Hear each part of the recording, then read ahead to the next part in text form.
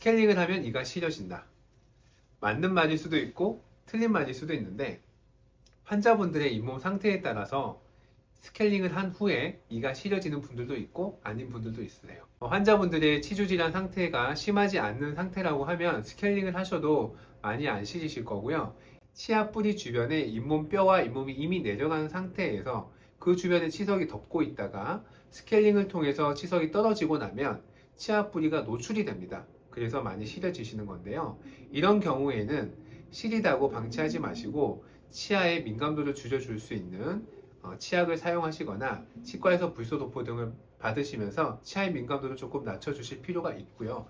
양치를 열심히 더 잘해 주셔야지만 치아가 시린 것이 빨리 좋아집니다. 시리다고 양치를 미루시거나 잘 안 하시게 되면 오히려 염증도 잘 생기게 되면서 치아 뿌리의 민감도가 증가하는 것이기 때문에 잊지 마시고 스케일링 후에도 꼼꼼히 양치질을 잘 해주시고 시리다면 치과에 꼭 얘기하셔서 필요한 처치를 받으시기를 권장드립니다.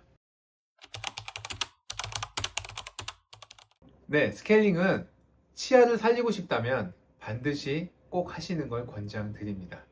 스케일링이라는 것이 기본적으로 치석을 제거하기 위한 목적을 가지는 치료인데요. 치석이 생겼을 때 스케일링을 한다면 오히려 늦은 걸 수도 있습니다.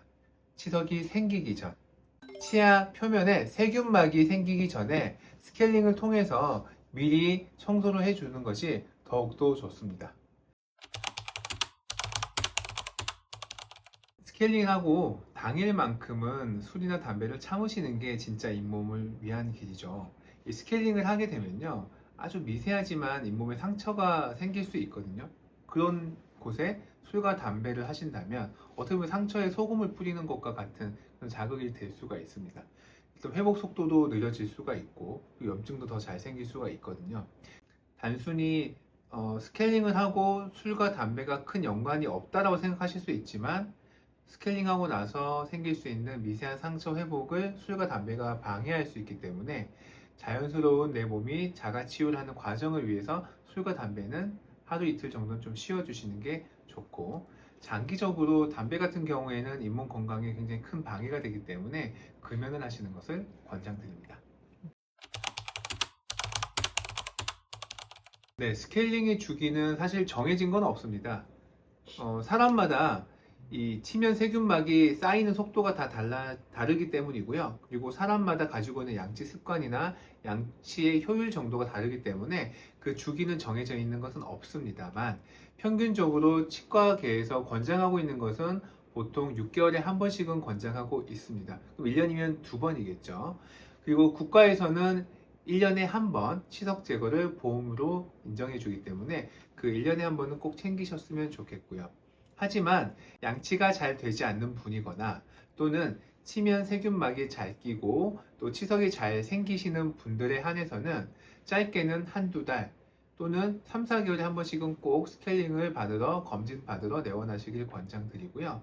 그리고 마지막으로 임플란트를 하신 분이라면 반드시 3, 4개월에 한 번씩은 치과에 내원하셔서 양치가 잘 되고 있는지 쌓여있는 치면 세균막이나 치석은 없는지 검진 받으시길 권장드립니다.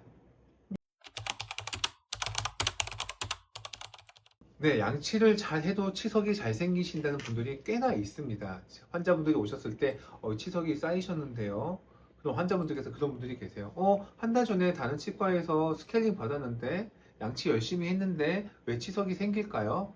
네, 그 이유는요. 환자분마다 치석이 쌓이는 속도가 다르기 때문이에요. 양치를 아무리 잘해도 침이 가지고 있는 성분 또는 유전적으로 받은 유전적인 부분 그리고 치아 모양에 특히 치아 표면이 매끈하지가 않고 뭔가 미세하게 거친 분들이 있거든요. 그런 분들은 치석이 잘 생길 수밖에 없죠. 특히 침이 끈적끈적하거나 치아가 이렇게 겹쳐 있는 부분들이 많다면 양치가 잘 안 되겠죠. 그러다 보면 치석이 잘 생길 수가 있습니다. 그럼 이런 분들은 어떻게 해야 되느냐? 좀 더 다른 사람들에 비해서 자주 치과에 내원하셔서 구석구석에 쌓여있는 치석과 치면 세균막을 잘 제거받으실 수 있도록 치과에 정기적으로 잘 오시는 것이 좋겠습니다. 스케일링 할 때 피가 안 나고 안 아프고 안 시리게 스케일링이 된다면 정말 좋죠. 하지만 스케일링을 받으시는 분의 잇몸이 많이 부어 있다면 조금만 건드려도 피가 날 수밖에 없습니다. 그래서 피가 난다는 것은 어떻게 보면 염증이 좀 있다라는 뜻이에요. 그래서 내가 피가 났다면 지금 내 잇몸 상태가 안 좋았구나. 추가적으로 잇몸 치료가 필요할 수 있겠구나를 생각해 주시면 감사하겠습니다. 실제로 건강한 분들의 잇몸에 스케일링을 했을 때는 피가 거의 안 나는 것을 전 경험하거든요. 그렇기 때문에 저희가 일부러 스케일링 할 때 잇몸을 쿡쿡 찌르거나 상처를 내거나 하지 않습니다. 가볍게 스케일링을 할 때도 피가 난다면 그런 분들은 반드시 추가적으로 잇몸 치료를 받으시는 것을 권장드리고 있고요. 그 다음에 이런 염증을 없애기 위해서 우리가 스케일링과 잇몸 치료 이외에도 앞으로 제가 설명드릴 것인데 구강 프로바이오틱스도 적극적으로 권장하고 있으니까 앞으로도 여러분들에게 많은 도움이 될 수 있는 치과 궁금증들 그리고 치과 상식들을 가지고 다시 돌아오겠습니다. 감사합니다. 당신 치아의 평생 주치